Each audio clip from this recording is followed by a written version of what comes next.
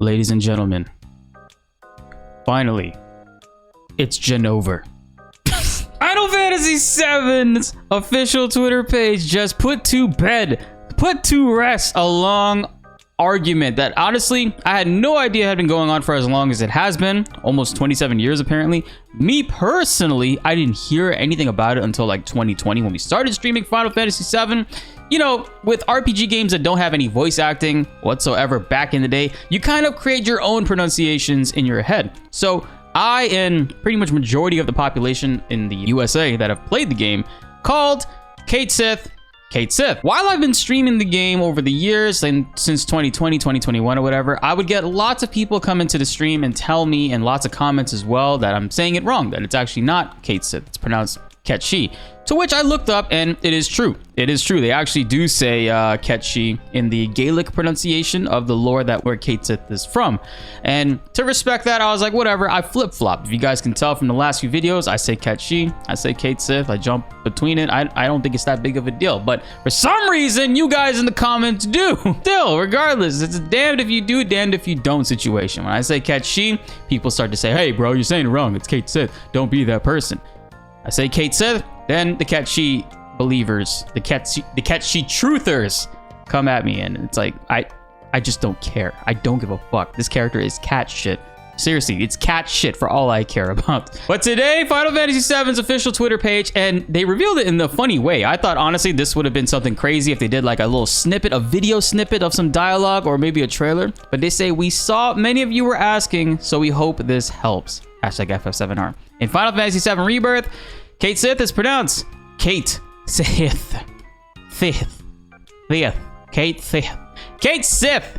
Finally, guys, it's pronounced Cait Sith, and this has a lot of traction. I mean, it's been an hour and a half, and this thing already has almost 500k views. That's insane. But my notifications have been going off non-stop. A lot of people are just tagging me in it and letting me know, like, yo, Blitz, check this out. This is huge. And I'm not gonna lie, it is pretty huge. This is a pretty big deal. I'm glad that this debate can be put to rest. And also, there's some more very important information that we're gonna talk about in this video. Don't worry about that. It's something that I wanted to also ask you guys and kind of gauge the comments of what you all think the ending of Final Fantasy VII Rebirth will be based on the developer comments that we'll talk about in another window. For all things Final Fantasy related, hit that subscribe button and notification bell to help raise that 11% even higher, and also to stay in the loop. You guys love the content, you love Final Fantasy, this is the best place to be, and I got you all covered on all of that. Now, with that being said, let's get back into the video because there's some more crazy stuff to talk about. What do you all think? Comment below. Are you happy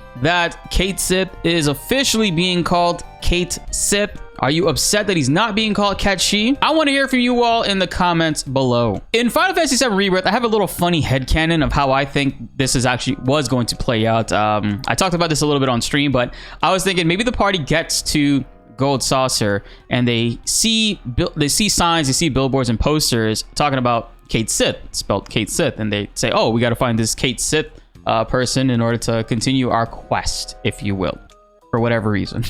And when they finally meet him, he says in his Scottish accent, his name is Ketshi, and the party just doesn't give a shit, and they're like, nah bro, we ain't saying that, we're calling you Cait Sith. And he's like, all right, whatever, you can call me Cait Sith, it's fine. And then there you go. That's, if they do that, if Square Enix does that, that is absolutely goated, and I would love nothing more for that to be the case. What is interesting is that in the Japanese pronunciation of it, they've always called it Ketoshi. But I know a lot of people will be happy to see that Cait Sith is being pronounced as Cait Sith, and I, for one, I don't care either way. I'm just glad there is a solid pronunciation available that is canon, and we don't have to argue about it anymore, even though people still will argue about it because this is FF7, of course.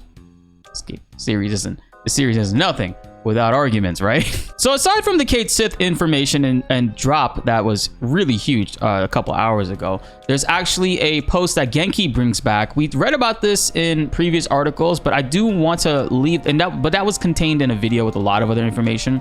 I wanted this one to kind of be the space of where I see all of you guys' comments and hear what you all think. But judging from what Kitase says, right? The story will climax at the Forgotten Capital and the ending will be big. We've heard about that before. They said it's going to be a big cliffhanger and that it's going to go to the Forgotten Capital. Anybody that has played the OG game, at least up until disc 1, you know what happens at the Forgotten Capital. What happens there is going to be a big surprising development and a hook to get people interested and more motivated to want to see what happens in the final part of the series. The second part of the trilogy is a very important one, and I don't think it's going to disappoint. I don't think so either. I think it's going to be probably the best and the most critically acclaimed game in this series because it is going to be a 3-part series. That obviously screams cliffhanger. Something insane is going to drop. I don't think the obvious thing would be like we fight Sephiroth or Jenova. I feel like it might be something different. We might fight somebody that we know. I don't think we're going to fight Zack. Maybe we fight Cloud. I mean, I've seen some people talk about that as well. Maybe Cloud becomes the final boss and we have to defeat him, and then Aerith, you know. This isn't anything new, though, when it comes to their marketing. We've seen Kitase and them talk about when Final Fantasy VII Remake was coming out. They openly said where the game is going to end. By the way, this is ending right up till where you leave Midgard. They've said that many, many times. So it seems like going forward, they will continuously detail and notate that for us. That, hey, this is going to end at this point. This is what you can expect, but things might be a little different. And things were very different. I mean, if you watch the final trailer of the remake trailer, we could see that, you know, Sephiroth was at the end of the highway and he seemingly is the final boss, and that was the case for remake. I don't know if Sephiroth or Jenova would be the final boss this time around. I mean, maybe they will be a series of part of a series of bosses, but the final boss could be something entirely different. There's so many possibilities, right? There's a lot of weird things going on with Tifa. We don't know what's going on with her situation, right? The first couple trailers have been pointing doubt at Tifa and like preying on Cloud's insecurities and making him believe that she's not who she says she is. We have Zack somewhere wandering around in a separate timeline, but that obviously might merge depending on the situation. I feel like it might merge in the middle to a later portion of the game. Things kind of go crazy with Cloud towards the end of disc 1, beginning of disc 2 area. It's not necessarily in that moment of the Forgotten Capital, but they could rework and change things up, as they said that they will be doing, to make the narrative fit a little bit more differently. But it's definitely going to be a big surprising development, something that we won't expect, or at least majority of us won't expect. But I would love to hear in the comments below, what do you all think? What is going to happen? What exactly will they be doing? We do know that New Game Plus in this game is going to be very, very good, by the way. They specifically said that New Game Plus, you'll be able to backtrack and go to the chapters of like earlier portions, but still have full access to the world at which you've already unlocked it. That's so cool. I was against chapter select because it kind of like ruins the pacing of the story for me personally. But for New Game Plus, after playing Remake as many times as I did, there's a lot of items and stuff in specific chapters that I'm like, you know, I need to access. I need to get to this. I don't feel like playing through the beginning of the story all the way to the middle in order to get it. Specifically chapter 9 and 10 and 11.